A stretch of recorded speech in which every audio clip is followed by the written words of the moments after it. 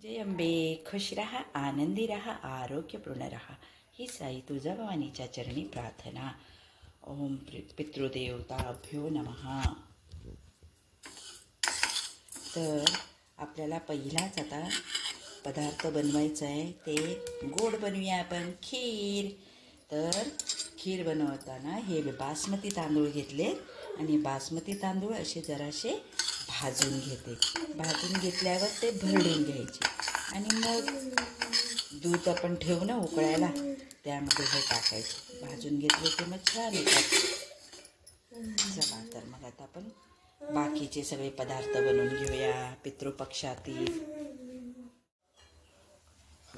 दूध तापायला ठेवलं, आता त्यामध्ये हे तांदूळचं हे आहे ना,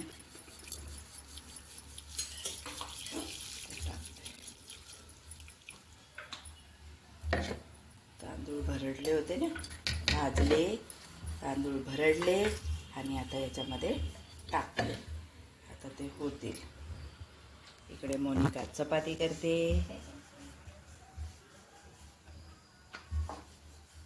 आली आता बघ उकळी आली मस्त. आता हे खोवलेलं नारळ टाकूया आपण खीरमध्ये. सगळं थोडासा ठेव बस. बघा नारळ टाकलं. आता आपण असं हे करून घेऊया. आता तांदूळ थोडे थोडे शिजत आलेत ना, तर म्हणून मग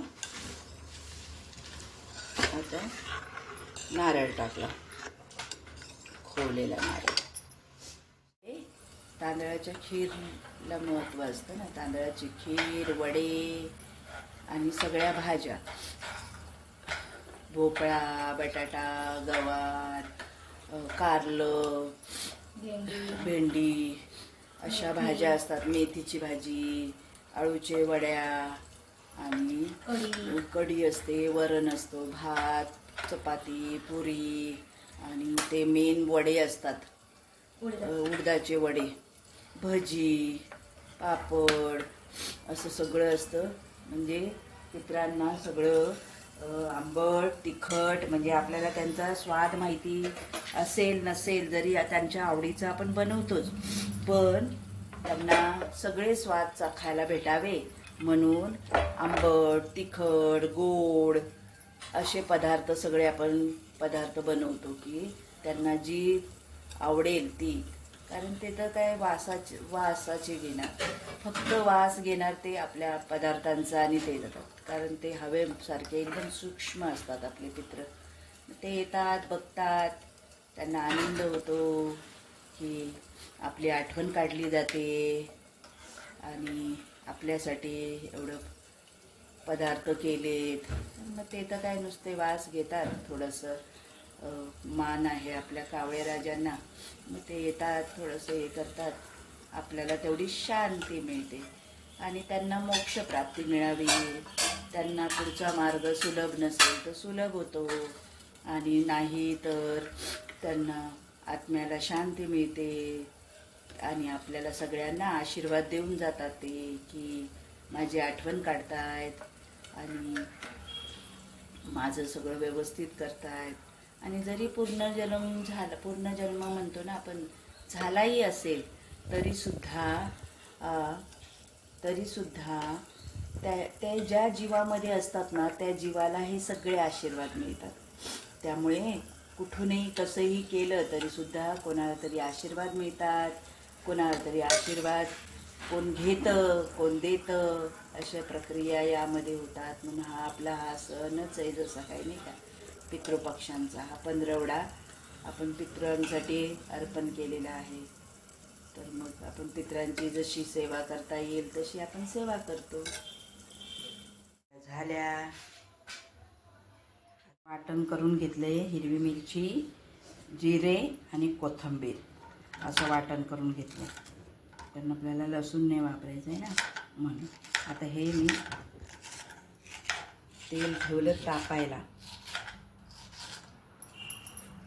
आता याच्यामध्ये टाकते मसाला. आता हाच मसाला प्रत्येक ह्याच्यात टाकत चालायचा आणि भाजी करत जायची. चला मीठ टाकलं. आता ही भेंडी टाकली. भेंडीची भाजी.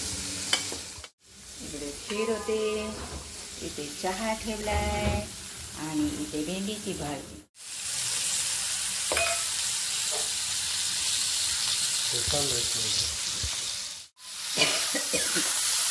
भोपळा टाकला. भोपळ्याची भाजी.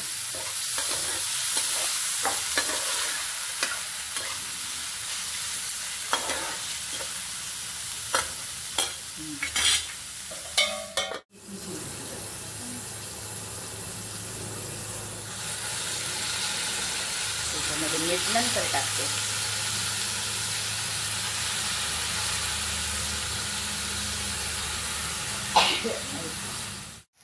इकडे थोडासा शेंगदाण्याचा कूट टाकला मेथीच्या भाजीत.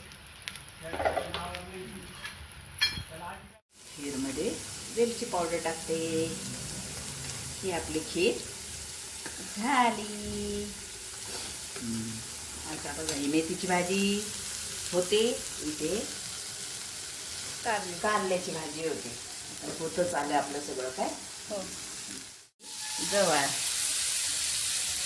गवारची भाजी.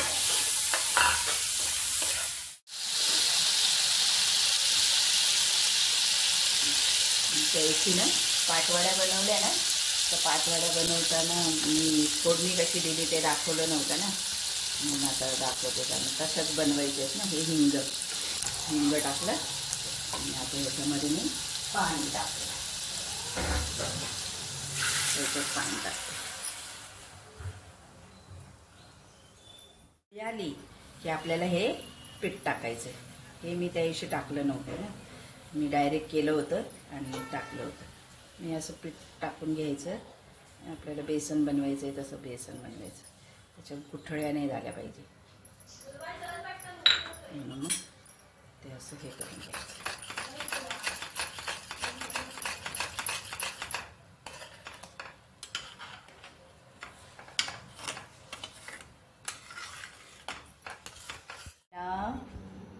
आणि हे वाफेवर ठेवले. घाईमध्ये तर गुठली नाही व्हायची. गुठली पण मग त्या मोडल्या अशा छान. हे पण आहे ना. हे आता परत हे करून घेते आणि मग ह्याच्या थापून वड्या बनवते. थोडासा प्रॉब्लेम झालेला याला, पण हे बघ हे असं करून घेतलं. अगं ह्या पाटवड्या त्या थोड्याशा बनवायच्या आहे ना, तर मग त्या थोड्याशा हे झाल्या. मग अशा हे केल्या आणि थापून घेतल्या. बेटर झाल्या. आता याच्यावर तो हे दे खोबरं दे का ते. टाक याच्यावर खोबरं. आता ना आपण खोबरं टाकूया थोडंसं वरून. भिरभिरूया. त्या दिवशी कोथिंबीर टाकलेली ना, आज खोबरं टाकूया. ओलं खोबरं खोवलं आहे ना. ते ओलं खोबरं टाकू आहे ना, जरा वेगळं. थोडी कोथिंबीर पण टाकू, पण ओलं खोबरं पण बघ कसं छान वाटतंय ना. तू म्हटली ना म्हणून ठेवलं होतं. उडदाची वडी. हे उडदाची वडी काढते. आणि ना त्यांना ना उडदाचे वडे आवडतात बरं का. हे पहिलं आहे ना, हेच उचलतो कावळा. हो. तर मग आणि माहिती आहे ना नाथांची पण कथा की त्यांना उडदाचे वडे हवे होते. तर ते पितृपक्ष होतं तेव्हा, आणि त्यांनी सांगितलं त्यांच्या याला शिष्याला ते भिक्षा मागायची नाही का. तर ते म्हटले की जा भिक्षा मागून येतं. त्या माईकडे वडे होते. वडे घेतले त्यांनी आणि मग ते परत त्यांच्या गुरूंना आवडले म्हणून ते परत गेले नाही का. आणि मग ती बाई म्हणे हा तर मुद्दाम येतोय घ्यायला, म्हणून ती म्हणते मी नाही देणार. तर ते म्हणतात मी त्या बदली काय देऊ. तर ते गुरुदक्षिणा म्हणून गुरूंसाठी पाहिजे म्हणून ते आपला डोळा, ती म्हणते डोळा काढून देशील का, तर डोळा काढून देतात नाही का. तुम्ही सांगितलं एकदा मला. आणि मग गुरूंसाठी एवढं करतोय. मग गुरूंकडे तो जातो, वडा देतो. मग गुरु त्याची भक्ती बघून त्याला पुन्हा डोळा प्रदान करतात. अशी वड्याची वड्याची म्हणजे वडे बघ बाबा एवढे प्रिय म्हणजे आवडतात ना सगळ्यांना. मग त्यांनाही आवडतात, आपल्यालाही आवडतातच नाही का. आता हे मूग आणि चण्याचे पीठ, मूग चण्याची डाळ ते भिजत ठेवलं होतं आणि त्याची भजी. याच्यात पण तीच मिरची पावडर, मिरची दळलेली टाकली बारीक करूया. आता मोहरी टाकली.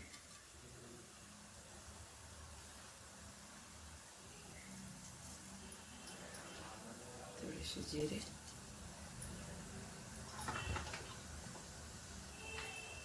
आणि ह्या मसाल्यामध्ये ते सगळं आहे.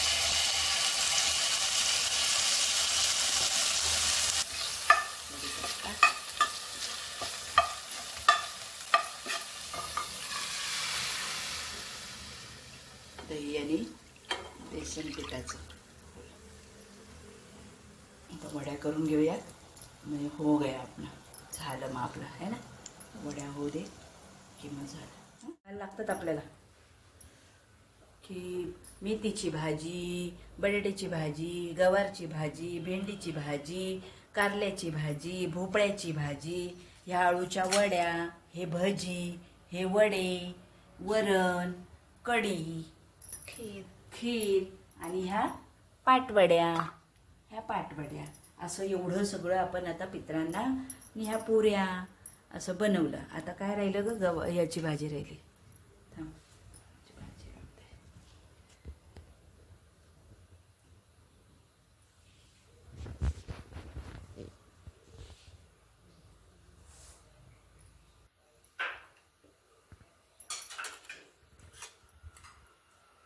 बोलते तेव्हा कट केलं.